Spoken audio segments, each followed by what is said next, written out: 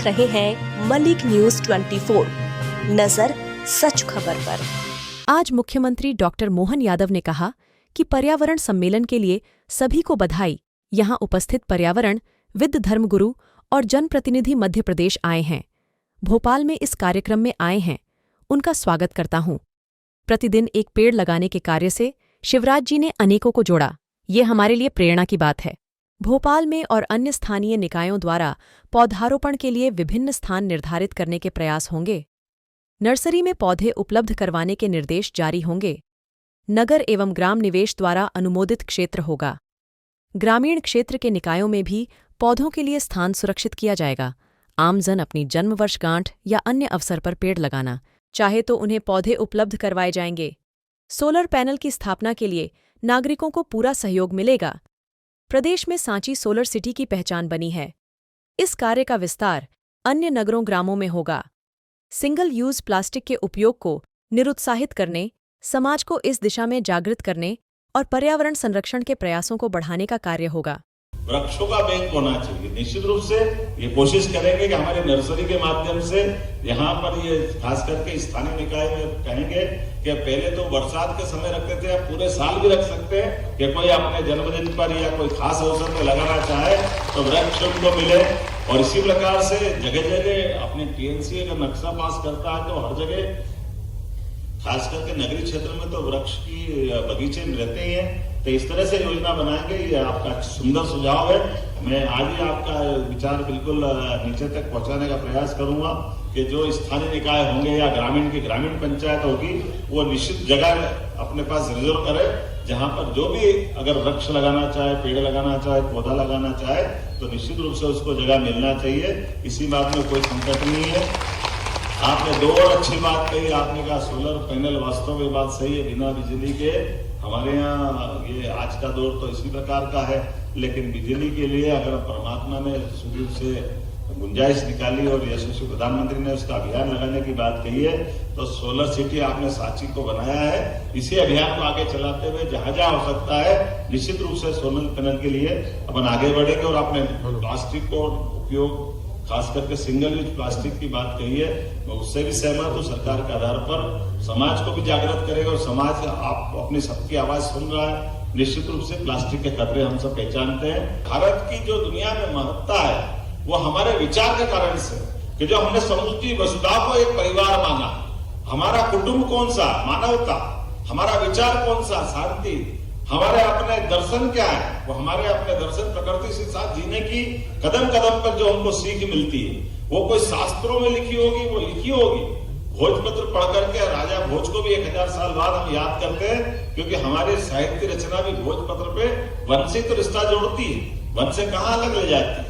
हमारे लिए तो एक नहीं, दो नहीं, अगर अपना दूर दराज जंगल में भी कोई अलग निरंजन करता संत तो उनका जलने वाला सामने जिसकी वो धुनी तापते हैं, बिना वृक्ष के कोई धुनी ताप सकता था? लेकिन जलती धुनी एहसास कराती है कि जब तक जंगल है तब तक ही जीवन है। बिना जंगल के जीवन संभव नहीं है। ये जो कदम कदम पे हमको सीख मिलती है। कोई भी त्योहार बिना हमारे आम के पत्तों के साथ कैसे चल सकता है जब हमने मंगल द्वार की सजावट नहीं करे? कोई पूजा पाठ कैसी हो सकती है कलश के नीचे आम के पत्ते नहीं आए? हमारे यहाँ परमात्मा ने कदम कदम पर, एक नहीं, दो नहीं, लगातार हर बार परमात्मा ने प्रकृति से जोड़ करके तो हमारी अपनी पूरी सनातन संस्कृति की रचना बनी है, जिसने हमारे लिए ये जीवन में परमात्मा ने एक विशेष कृपा की कि न्यूनतम संसाधन के साथ हमारे जीवन की शैली विकसित करें, जिसको हिंदू जीवन शैली कहते हैं।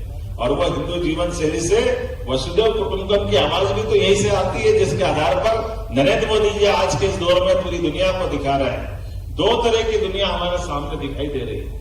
अगर आप दुनिया को देखो, एक दौर वो है जिसने ताकत के बलबूते पर अपनी सत्ता स्थापित करने के लिए, जब हमने अतीत की बात करें तो अतीत में तो छोड़ो, आज भी दिखाई दे रही है।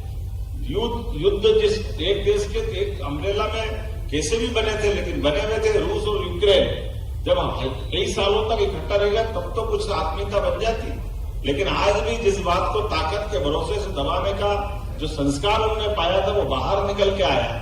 उसी कारण से इजराइल का युद्ध हो, बाकी युद्धों और ऐसे युद्धों की आहट के बीच में शांति का संदेश कैसे निकलता है, तो भारत की तरफ से निकलता है। वो होंगे जो तलवार के बल पे दबाते हैं। हम तो कोविड में लोगों को दवाई बांटते हैं। हमको मिलते ही हमारे यशस्वी प्रधानमंत्री उस वसुधैव कुटुंबकम के आधार पर तो दुनिया का अपने जो पाया वो सबको देने के लिए निकल पड़े। और एक नहीं, दो नहीं, ऐसे हजारों उदाहरण बड़े पड़े। और हम तो उस संस्कृति के एक तरह से पुजारी है, जिसके कारण से भोजन भी भगवान बिना तुलसी दल के ग्रहण नहीं करते हैं। तुलसा जी की जो महत्ता वो छुपी हुई नहीं है हमारे सबके सामने। और मैं जहां से आता हूँ, बाबा महाकाल की नगरी है, बिना बिलपत्र के भगवान की प्रसन्न नहीं होते। वन से कितना उनका सुंदर संबंध आता है।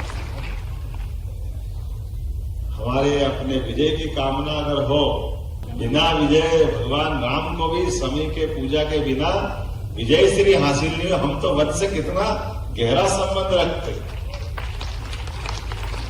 और जीवन की बात करें तो जीव और मन में संधि विच्छेद कर दो, तो बिना वन के कैसा जीवन? वन और जीवन, वन और उपवन। अगर वन हटा दे तो कृष्ण कन्हैया कहाँ हमारे लिए जमुना जी का आनंद देंगे? कहाँ कदम का क्या कहावत और क्या दुनिया हमारी है। और कई जन्मों के पुण्य के बाद इसी कारण से तो हमने इस पृथ्वी माता को खास करके भरत भूमि में हमने जन्म लेकर के ये सभी ऋतुओं का आनंद देते हुए जिस प्रकार से परमात्मा ने विशेष आशीर्वाद दिया, इसी कारण से हमारे यहाँ संत की भी श्रेणी बन गई कि ऋषि और मुनि। और ऋषि और मुनि में अगर हमने ऋषि मुनियों को व्यक्तिगत जीवन में देखना हो तो मुनि वो जिनने ब्रह्मचर्य जीवन अपनाया हो, और ऋषि वो जो न्यूनतम संसाधन में अपना जीवन समाज को समर्पित करते हुए सब कुछ जो अपने जीवन में पाए वो सबको देने के लिए रखे। और जीते जी ऋषि मुनि ढूंढना तो अपने वृक्षों में हम देख सकते हैं, वो हमारा जीवन देते हैं।